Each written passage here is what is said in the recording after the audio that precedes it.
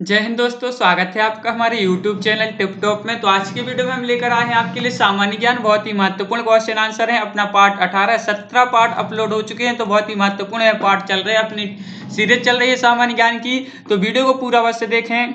अगर आप चैनल पर नए हैं तो चैनल को सब्सक्राइब कर लें, बेल आइकन दबाएं, ऑल पर क्लिक करें ताकि ऑल वीडियो की जानकारी आपके यहाँ तक पहुंचे। ज्यादा से ज्यादा वीडियो को शेयर करें और वीडियो को लाइक करना ना भूलें। तो चलिए स्टार्ट करते हैं आज का अपना ये वीडियो।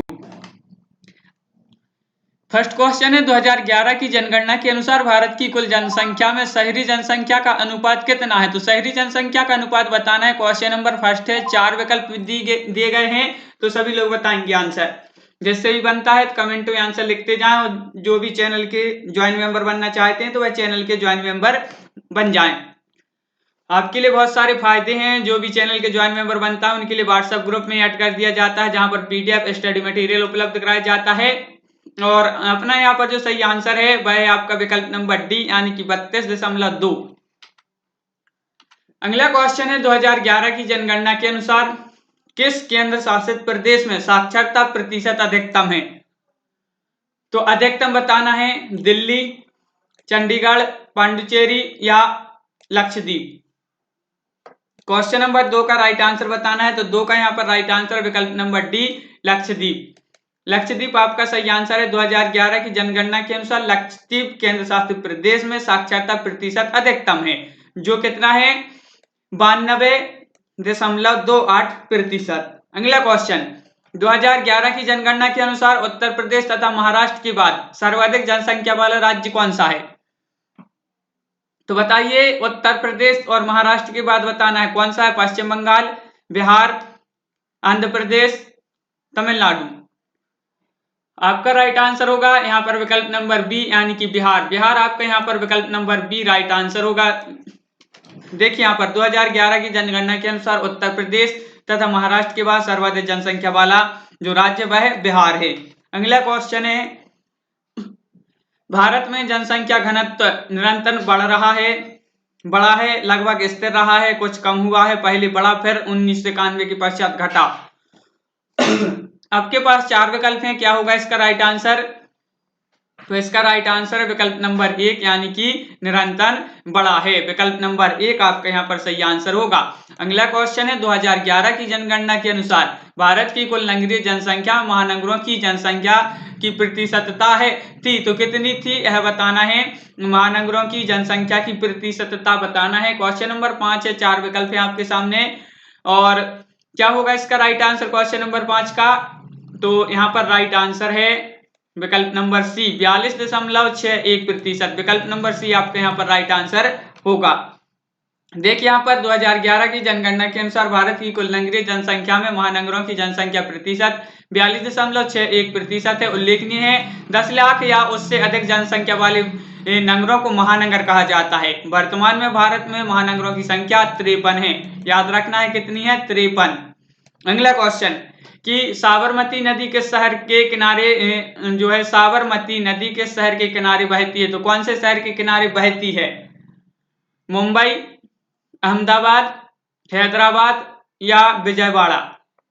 तो क्वेश्चन नंबर 6 का यहाँ पर राइट आंसर है विकल्प नंबर बी, अहमदाबाद। अहमदाबाद आपका राइट आंसर होगा, विकल्प नंबर बी। देखिए अहमदाबाद गुजरात प्रदेश का एक बड़ा शहर है। भारतवर्ष में यह नगर का 7वां स्थान है इस नगर का, और ये शहर साबरमती नदी के किनारे बसा हुआ है। शहर का नाम सुल्तान अहमद शाह पर पड़ा था। इस शहर को भारत का मैनचेस्टर भी कहा जाता है। किसको कहा जाता है? भारत का मैनचेस्टर किसको कहा जाता है? यहाँ से क्वेश्चन आता है और आपका आंसर होना चाहिए अहमदाबाद। और देखिए यहाँ पर साबरमती नदी का उद्गम स्थान जो है राजस्थान के उदयपुर जिले में अरावली पर्वतमालाओं से होता है, और धरोई बांध योजना साबरमती नदी पर है। धरोई बांध परियोजना किस नदी पर है? साबरमती नदी पर। अगला क्वेश्चन है, द्वीपों सहित भारत के तटरेखा की लंबाई कितनी है? क्वेश्चन नंबर 7 है अपना यहाँ पर, द्वीपों सहित भारत के तटरेखा की लंबाई कितनी है यह बताना है। तो यहाँ पर राइट आंसर क्या होगा? तो इसका सही आंसर है विकल्प नंबर सी। हाँ, सी आपका राइट आंसर है। 7516.5 किलोमीटर आपका राइट आंसर है, विकल्प नंबर सी। भारत की स्थलीय सीमा की लंबाई यहाँ पर 15,200 किलोमीटर और द्वीप सहित जलीय सीमा की लंबाई यहाँ पर देखिए 7516 किलोमीटर है। अगला क्वेश्चन है भारत के दक्षिण में सबसे दूर स्थल कौन सा है, यह बताना है। क्वेश्चन नंबर 8 का राइट आंसर सभी लोग बताएंगे क्या होगा इसका राइट आंसर। तो इसका सही आंसर है यहाँ पर विकल्प नंबर सी यानी कि इंदिरा पॉइंट। इंदिरा पॉइंट विकल्प नंबर सी आपका राइट आंसर है। देखिए भारत का सबसे दक्षिण बिंदु इंदिरा पॉइंट है जो निकोबार द्वीप समूह में स्थित है। इस ग्राम का नाम इंदिरा पॉइंट भारत की भूतपूर्व महिला जो प्रधानमंत्री थी श्रीमती इंदिरा गांधी के ऊपर रखा गया था, के नाम के ऊपर यहाँ पर जो इंदिरा पॉइंट रखा गया था। और इसके पूर्व के नाम लाही चिंग और पिगमेलियन पॉइंट और पार्सन पॉइंट थे। और इसका जो है 21 फरवरी 1949 को इसका नामकरण परिवर्तित कर दिया गया, लेकिन आधिकारिक नामकरण समारोह 10 अक्टूबर 1995 में किया गया। अगला क्वेश्चन है भारत का कौन सा भू आकृतिक विभाग प्राचीनतम है। भारत का कौन सा भू आकृतिक विभाग प्राचीनतम है, यह बताना है। क्वेश्चन नंबर 9 है अपना यहाँ पर। तो इसका राइट आंसर क्या होगा यहाँ पर क्वेश्चन नंबर 9। तो 9 का यहाँ पर सही आंसर है प्रायद्वीपीय पठार, बिल्कुल सही। आपका विकल्प नंबर जो सी है वह राइट आंसर होगा। देखिए यहाँ पर प्रायद्वीपीय पठार प्राचीनतम भूभाग का एक हिस्सा है और क्रिस्टलीय आग्नेय और रूपांतरित शैलों से इसका निर्माण हुआ है। भारत का एकमात्र शीत मरुस्थल है। मोस्ट इंपोर्टेंट क्वेश्चन है क्वेश्चन नंबर 10। भारत का एकमात्र शीत मरुस्थल कौन सा है। तो आपका सही आंसर है विकल्प नंबर 1 यानी कि लद्दाख। लद्दाख आपका यहाँ पर राइट आंसर है। भारत का जो शीत मरुस्थल लद्दाख है और यह भारत के एकमात्र शीत मरुस्थल है। कौन सा, लद्दाख। अगला क्वेश्चन है संघ शासित प्रदेश दादरा और नगर हवेली भारत में निम्न में से किन राज्यों के बीच स्थित हैं। तो बताइए क्वेश्चन नंबर 11 का राइट आंसर। आंध्र प्रदेश, मध्य प्रदेश, गुजरात, मध्य प्रदेश, गुजरात, महाराष्ट्र। तो 4 विकल्प हैं और क्वेश्चन नंबर 11 का जो राइट आंसर है वह आपका विकल्प नंबर डी यानी कि गुजरात, महाराष्ट्र। यह आपका सही आंसर होगा विकल्प नंबर डी। दादरा और नगर हवेली पश्चिमी भारत में एक केंद्र शासित प्रदेश है और इसकी राजधानी सिलवासा है। मोस्ट इंपोर्टेंट क्वेश्चन, दादरा और जो नगर हवेली केंद्र शासित प्रदेश है इसकी राजधानी क्या है, दादरा और नगर हवेली की सिलवासा। यह आपके लिए याद रखना है। नागर हवेली गुजरात और महाराष्ट्र के मध्य में स्थित है जबकि दादरा गुजरात में, नागर हवेली के उत्तर में स्थित है। अगला क्वेश्चन है अरब सागर में स्थित भारतीय द्वीपों की सर्वाधिक महत्वपूर्ण विशिष्टता क्या है। महत्वपूर्ण विशिष्टता बताना है। क्वेश्चन नंबर 12 है अपना यहाँ पर, बहुत ही महत्वपूर्ण क्वेश्चन है और इसका सही आंसर है यहाँ पर विकल्प नंबर बी यानी कि क्या है, बी में आपका यहाँ पर है बेसभी प्रवाल उद्गम के। यह आपका सही आंसर है विकल्प नंबर बी। अरब सागर में स्थित भारतीय द्वीपों की महत्वपूर्ण विशिष्टता है कि ये सभी द्वीप प्रवाल जीवों के जमाव से निर्मित हुए हैं अर्थात प्रवाल उद्गम के हैं। अगला क्वेश्चन है आंध्र प्रदेश का गठन कब किया गया। मोस्ट इंपोर्टेंट क्वेश्चन है आंध्र प्रदेश का गठन कब किया गया। 4 विकल्प हैं आपके सामने और क्या होगा क्वेश्चन नंबर 13 का राइट आंसर, यह बताना है। क्वेश्चन नंबर 13 आंध्र प्रदेश का गठन कब किया गया। तो 1953 में आपको याद रखना है। स्वतंत्रता के पश्चात तेलुगु भाषा क्षेत्र को मद्रास प्रांत से अलग करके 1 अक्टूबर 1953 को एक नए प्रदेश का निर्माण किया जिसका नाम आंध्र प्रदेश रखा गया। राज्य पुनर्गठन अधिनियम 1956 बनने के बाद हैदराबाद राज्य को आंध्र प्रदेश में मिलाकर 1 नवंबर 1956 में आंध्र प्रदेश का राज्य का निर्माण हुआ था। और अगला क्वेश्चन है मन्नार की खाड़ी किसके तट के साथ अवस्थित है। तो जो मन्नार की खाड़ी है किसके तट के साथ अवस्थित है, तमिलनाडु, केरल, कर्नाटक या आंध्र प्रदेश।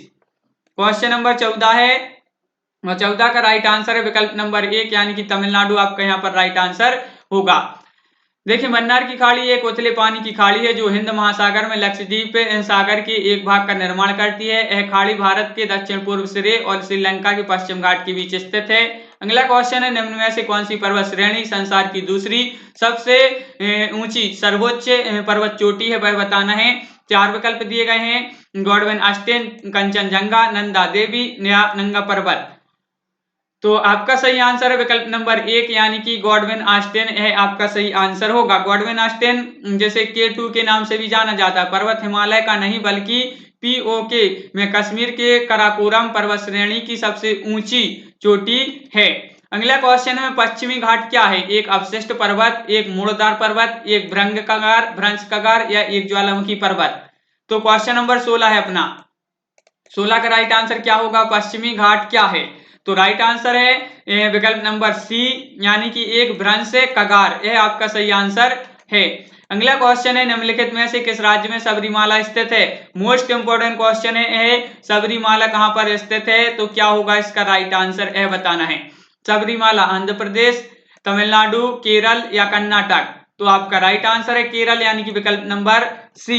देखिए यहाँ पर सबरीमाला केरल के पेरियार टाइगर अभ्यारण्य में स्थित एक प्रसिद्ध हिंदू मंदिर है। यह विश्व का सबसे बड़ा वार्षिक तीर्थ यात्रा होती है और जिसमें प्रतिवर्ष लगभग 2 करोड़ लोग श्रद्धालु सम्मिलित इसमें होते हैं। नाथुला दर्रा किस राज्य में स्थित है? नाथुला दर्रा क्वेश्चन नंबर 18। तो क्या है इसका सही आंसर? नाथुला दर्रा है उत्तराखंड में, हिमाचल प्रदेश में, सिक्किम में, मणिपुर में। तो इसका सही आंसर है विकल्प नंबर सी यानी कि सिक्किम। सिक्किम आपका यहाँ पर राइट आंसर होगा। देखिए नाथुला हिमालय का एक पहाड़ी दर्रा है जो भारत के सिक्किम राज्य और दक्षिण तिब्बत में चुंबी घाटी को जोड़ता है और यह 28,200 फीट की ऊंचाई पर है। भारत और चीन के बीच 1962 में हुए युद्ध के बाद इसे बंद कर दिया गया था।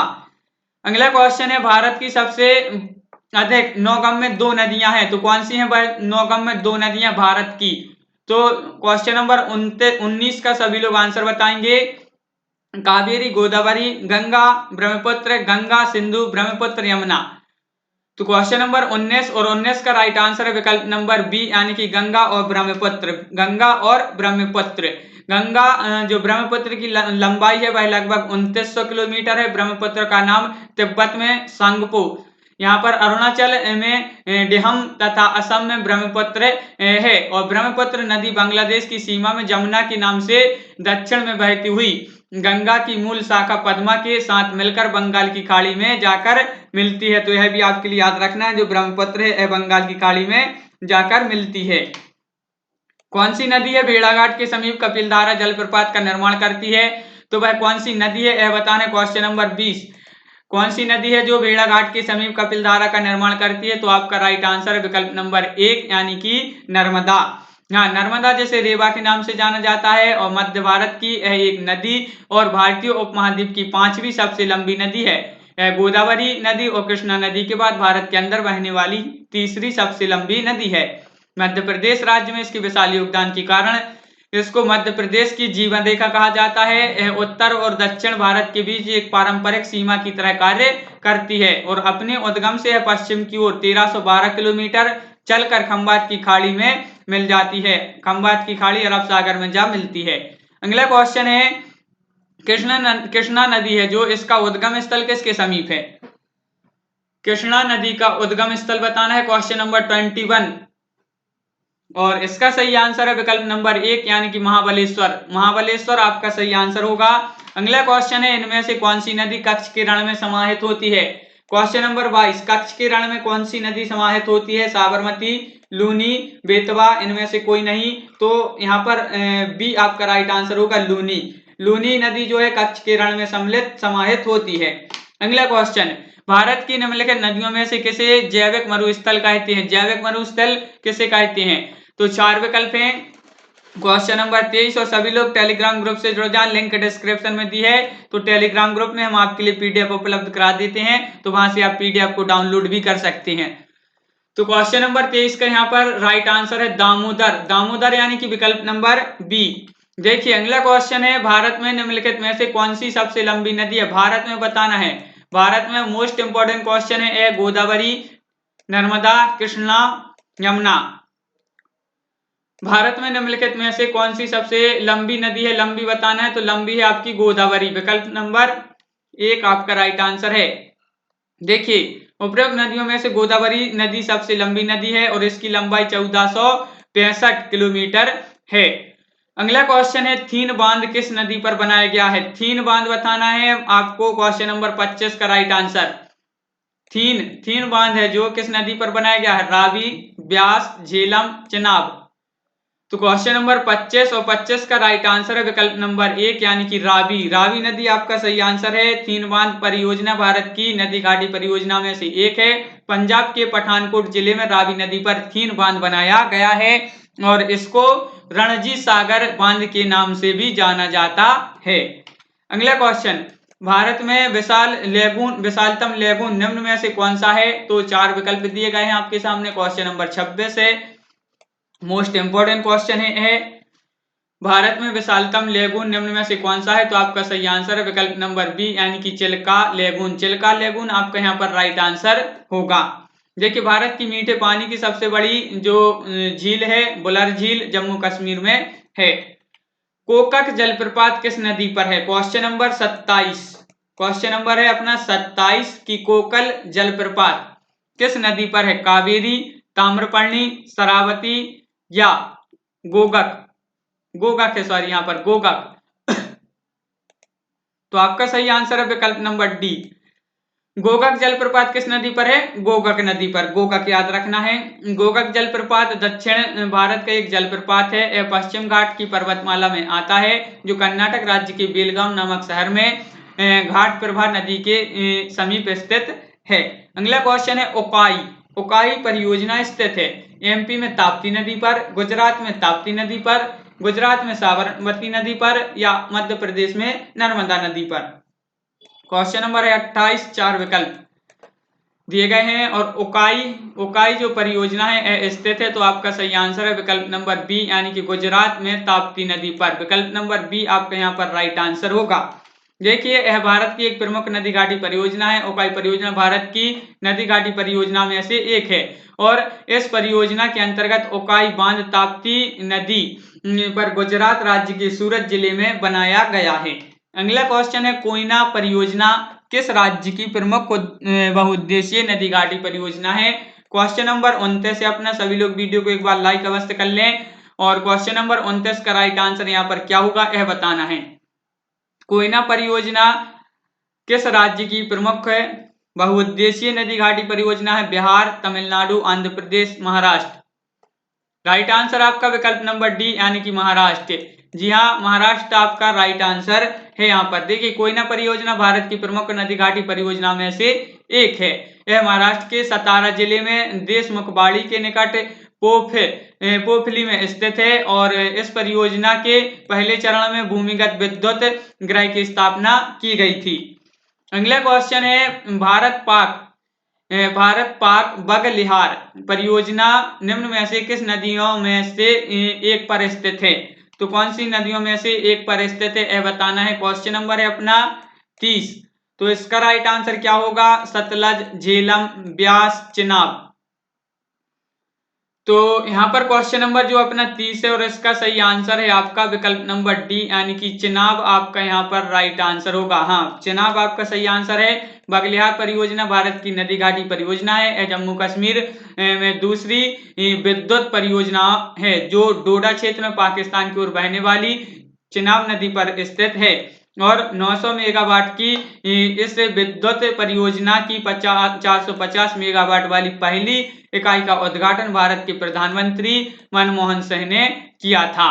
तो यह भी आपके लिए यहाँ पर याद रखना है और इसका जो इस परियोजना का उद्घाटन किया था वह भारत के पूर्व प्रधानमंत्री मनमोहन सिंह जी ने किया था।